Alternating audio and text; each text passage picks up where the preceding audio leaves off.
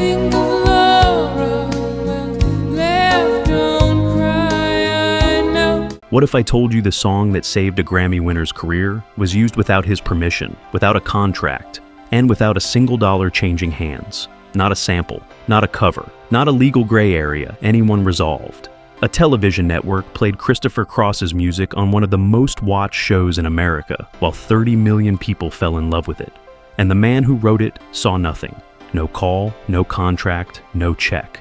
Cross had already made history. 5 Grammys in one night. An Oscar the following year. The biggest soft rock artist in the world in 1981.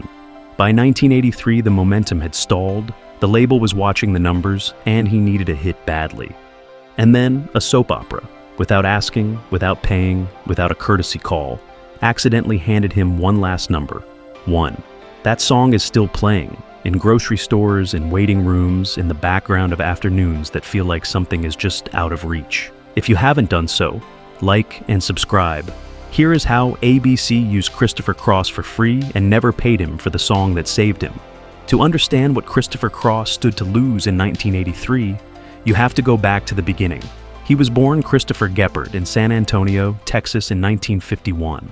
His father was an army doctor. The family lived in Japan for 5 years during his childhood. By the time he was a teenager back in Texas, music was the only thing that made sense. He played in local bands through the 1970s, eventually forming a group called Flash in Austin, playing covers for cash while recording original demos on the side and shipping them to record labels. Warner Brothers signed him as a solo artist in early 1979. Not the band, him. They heard something in the demos that the Austin club circuit had not yet confirmed. A voice of almost unreasonable warmth, a melodic instinct that made complex arrangements feel effortless, and a gift for writing songs that landed in the chest rather than the head. The debut album Christopher Cross was released in 1979. It contained Ride Like the Wind, Ride like the wind, to be free again. which featured backing vocals from Michael McDonald and reached number 2 on the Billboard Hot 100. It contained Sailing, a song so perfectly constructed, so unhurried and complete, that it felt less like a recording and more like a condition of the atmosphere. Sailing reached number 1. Find tranquility, oh, the canvas can do miracles. The album stayed on the charts for over 2 years and eventually sold over 5 million copies in the United States alone. And then came February 25th, 1981, the 23rd Grammy Awards at Radio City Music Hall in New York City. The nominations that year were formidable. Frank Sinatra was in the running. Barbra Streisand was in the running. Pink Floyd's The Wall, one of the most ambitious rock records ever made, was nominated for Album of the Year. Nobody in the room expected what happened next. Christopher Cross won Record of the Year for Sailing. He won Song of the Year for Sailing. Word is a symphony, won't you believe me? He won Album of the Year for Christopher Cross. He won Best New Artist. He won Best Arrangement Accompanying Vocalist. 5 awards in one night. And in doing so, he became the first artist in Grammy history to sweep all 4 general field categories in a single ceremony. A feat that would not be repeated for 39 years until Billie Eilish did it in 2020. Billboard ran the headline. Cross collects 5 Grammys in major upset. The music industry looked at an unassuming 30-year-old from Texas and tried to figure out how it had happened. Later that same year, Cross co-wrote Arthur's theme, Best That You Can Do,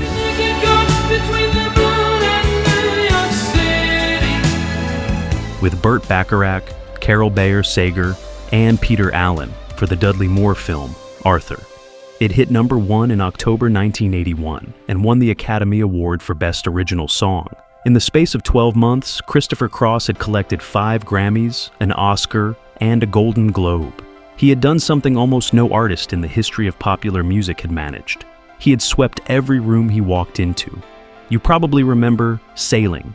Even if you think you have forgotten it, the melody comes back the moment you hear the first note. And if the wind is right, you can sail away, find serenity. That opening guitar, the way the vocal sits above the arrangement like it has all the time in the world. You heard it in a car or in a house, or floating out of somewhere on a summer afternoon, and it made everything slow down for 3 minutes and 44 seconds. That was Christopher Cross. That was the peak. By 1982, the follow-up album was underway. By 1983, Another Page was on the shelves, and while All Right gave him a moderate hit, the commercial trajectory was pointing downward. Warner Brothers was not panicking yet, but they were paying attention. The extraordinary run of the debut could not last forever, and everyone in the building knew it. What nobody knew was that a soap opera was about to change everything, and that the network behind it would never ask permission. But here is what nobody tells you about General Hospital in 1983. The show was not just popular, it was a cultural phenomenon of a kind that American television almost never produces. At its peak in the early 1980s, General Hospital was pulling in 12 million viewers per episode on a weekday afternoon. Numbers that primetime dramas would have envied. Bars threw viewing parties. College students skipped class. The show had transcended the soap opera genre entirely and become something closer to a national conversation. The engine behind all of it was Luke and Laura. Luke Spencer, played by Anthony Geary, and Laura Spencer, played by Genie Francis, were the couple that defined the term super couple in American television. Their relationship, complicated, operatic, and built on a foundation that even the show's own writers would later acknowledge was deeply problematic, had gripped the country in a way that fiction rarely manages. When they married on November 16th and 17th, 1981, 30 million people watched. Elizabeth Taylor appeared as a guest character. Princess Diana sent the cast a bottle of champagne. It remains the highest-rated hour in the history of American daytime television. And then, Laura disappeared. Genie Francis left General Hospital in early 1982, citing unequal treatment alongside Geary. Her character was written out as having been abducted and presumed dead. The audience was devastated. The show scrambled to hold its younger viewers without its most beloved character. For nearly 2 years, Luke mourned Laura on screen, while 12 million people mourned her alongside him. In October 1983, it was announced that Francis had agreed to return for a brief stint to reunite the characters. The production began planning the storyline. Laura had not been killed. She had been held captive by a villainous family called the Casadinis, forced into a marriage she did not choose, kept alive and hidden while Luke believed she was gone. The scenes leading to the reunion required something specific.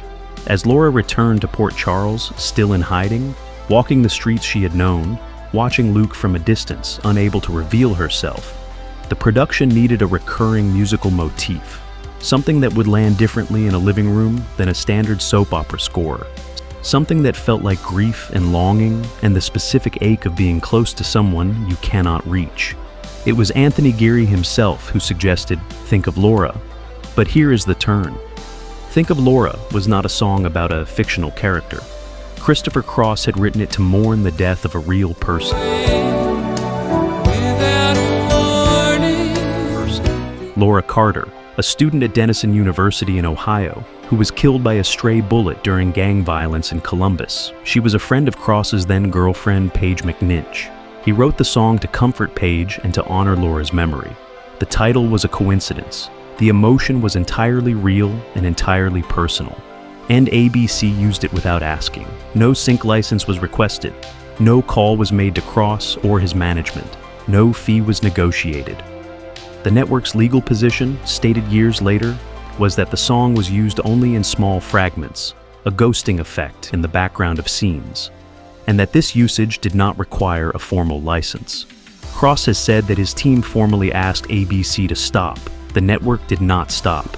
It kept using the song week after week as Laura walked the streets of Port Charles, and 30 million people felt something move through them every time those opening notes appeared. The reunion episode aired on November 24th, 1983. Luke was being sworn in as mayor of Port Charles at the site of their wedding 2 years earlier. Laura was in the crowd. He screamed her name. She ran into his arms. Think of Laura played underneath all of it. The switchboards lit up. The calls came in by the thousands. Who was that song? Where could they get it? What was it called?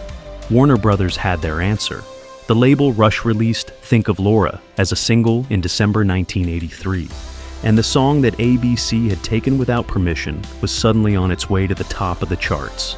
Think of Laura debuted on the Billboard Hot 100 in December 1983. By February 4th, 1984, it had peaked at number 9. It spent 4 weeks at number 1 on the adult contemporary chart. It was Christopher Cross's 4th top 10 single and his 3rd number 1 on adult contemporary, following Never Be the Same and Arthur's Theme. On paper, it looked like a comeback. In reality, it was something more complicated. The song had not reached the chart because of radio promotion or a carefully planned release strategy. It had reached the chart because a television network had used it without paying for it, exposed it to 30 million people who had no idea it existed, and created a demand so overwhelming that the label had no choice but to rush it out.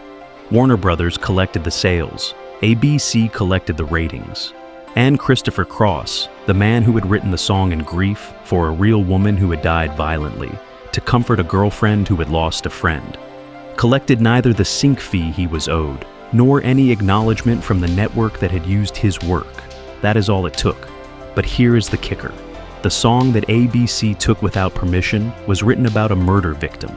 Laura Carter had been struck by a stray bullet while riding in the back seat of her parents' car in Columbus, Ohio. She was a college student. She was someone's daughter, and someone's friend, and someone's roommate. Cross had known her through Paige McNinch, who had been devastated by the loss. He sat down and wrote the song because grief needs somewhere to go, and music was where he put things that had nowhere else. 30 million soap opera viewers heard it and thought it was about a fictional character kidnapped by a villain named Stavros Kassadine. They called radio stations requesting a song they had never heard on the radio. They bought a single they discovered through a legal arrangement that had never been made. The song became famous for a story it was never written to tell. And the story it was actually written to tell, the real Laura, the real loss, stayed almost entirely invisible. Cross has spoken about this quietly over the years. He is not a bitter man on the subject. He acknowledged in a 2013 interview that ABC never used enough of the song to require a license under the legal framework they applied. He said they used it as a ghosting effect. He said his team asked them to stop, and they did not stop. And he said it without apparent anger, which is either remarkable grace or the resignation of a man who had learned by then that the music business rewards the institution and not the individual. Because by 1984, the comeback that Think of Laura appeared to signal was already over. The albums that followed could not replicate the chart performance. Every Turn of the World in 1985 stalled at number 158 on the Billboard 200.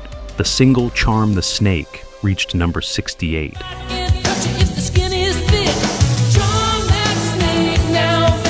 Back of My Mind in 1988 failed to chart at all, and Warner Brothers. The label that had signed him as a solo artist in 1979, that had watched him sweep the Grammys and win the Oscar and sell 5 million copies of a debut album, dropped him without ceremony. Cross found out he no longer had a record deal the same way he had found out about most of the business decisions that shaped his career. Not from a phone call, not from a meeting. He read it in Billboard magazine. Nobody from the label called. Think about what that means. The man who had been the first artist in Grammy history to sweep all 4 general field categories in a single night. Who had stood at that podium at Radio City Music Hall and collected 5 awards while Frank Sinatra and Pink Floyd went home without the top prize. Found out he was dropped from his label by reading a trade publication. The industry that had celebrated him as the biggest upset in Grammy history treated his exit as something not worth a conversation. You probably sang along to Think of Laura without knowing any of this, without knowing it was written for a real woman who died in a car in Columbus, Ohio, without knowing the network that made it famous never paid for it, without knowing that the man who wrote it was already on his way out of the building by the time the song peaked. The melody does not carry any of that weight when it comes through the speakers. It just sounds like longing. It just sounds like something you almost had. That is what Christopher Cross did. He wrote feelings so clean and so precise that all the ugliness underneath them disappeared entirely. The grief became a love theme. The unpaid song became a hit. The dropped artist became a footnote. And the music kept playing in every room that would have it, long after the room stopped caring who had written it. Here is what the Christopher Cross story actually is, underneath the Grammys and the soap opera and the song that traveled without him. It is the story of an industry that is extraordinarily good at taking what it needs, and extraordinarily poor at accounting for what it owes. ABC needed a sound. They found one. They used it. They kept using it after they were asked to stop. They built a cultural moment around it that 30 million people still remember. And the man whose voice and whose grief made that moment possible was not in the room when the credits ran. Warner Brothers needed a comeback single. A soap opera handed them one for free. They released it, collected the revenue, watched the chart position climb, and then dropped the artist 4 years later without a phone call. And Christopher Cross kept writing, kept recording, kept touring on weekends, playing the songs to the people who still wanted to hear them. He started his own label. He put out 8 albums of new material over the following decades. He said in interviews that he was not bitter, that he was blessed to have had the success he had. And you believe him because the bitterness would have shown up somewhere in the music by now. And it never did. The real Laura Carter never got a monument, no plaque, no tribute beyond a song that the world misremembered as fiction. She deserved better than that. So did the man who wrote it. Next time, think of Laura comes through your speakers. And it will, it always does. Remember who put it there. A man from San Antonio who wrote something true and watched the world use it for something else entirely. He never stopped, neither did the song. If this story moved you the way it should, sail on over to that like button and hit subscribe. And to my subscribers, you have always known where the good music lives. You rock.